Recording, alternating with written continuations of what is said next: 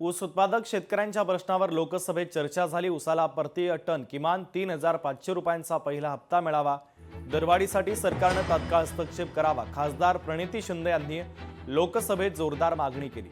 ऊस दरवाढीसाठी शेतकऱ्यांच्या सुरू असलेल्या आंदोलनाची देखील त्यांनी लोकसभेत माहिती दिली। तर दरवाढीसाठी सरकारने तात्काळ हस्तक्षेप करावा।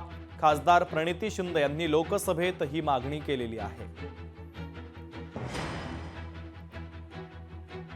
ऊस दराच्या संदर्भात त्यांनी लोकसभेत मुद्दा उपस्थित केला।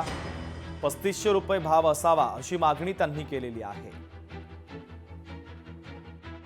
वाखरी गाव है, वहाँ पे तिथे 5 दिवसापासून ऊसाचे शेतकरी त्या ठिकाणी उपोषणावर आमरण उपोषणावर बसले आहेत आणि गेले 5 दिवस त्यांनी एक खूप तीव्र हे आमरण उपोषण चालू आहे। कारण का सोलापूरच्या आजूबाजूला जे साखर कारखाने आहेत त्यांनी त्यांचा जी इन्स्टॉलमेंट आहे, मुआवजा जो आहे तो 3200 ते 3500 रुपये फिक्स केला आहे। पण सोलापूरचे जे साखर कारखाने आहेत ते अजूनही शेतकऱ्यांना फक्त 2800 रुपये देत आहेत।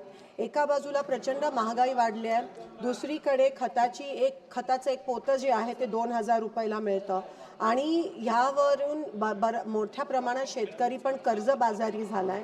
तर मी तुम्हाला एवढंच विनंती करते की सेंट्रल गव्हर्नमेंटने या ठिकाणी 1 मिनिट इंटरव्हीन करून ऊसाला पहिला हप्ता जो आहे तो 3500 रुपये मिळाला पाहिजे, दुधाला 50 रुपये प्रति लिटर मिळाले पाहिजे आणि गुन्हे जे दाखल झाले ते परत घ्यायला पाहिजेत अशी मी निवेदन करते।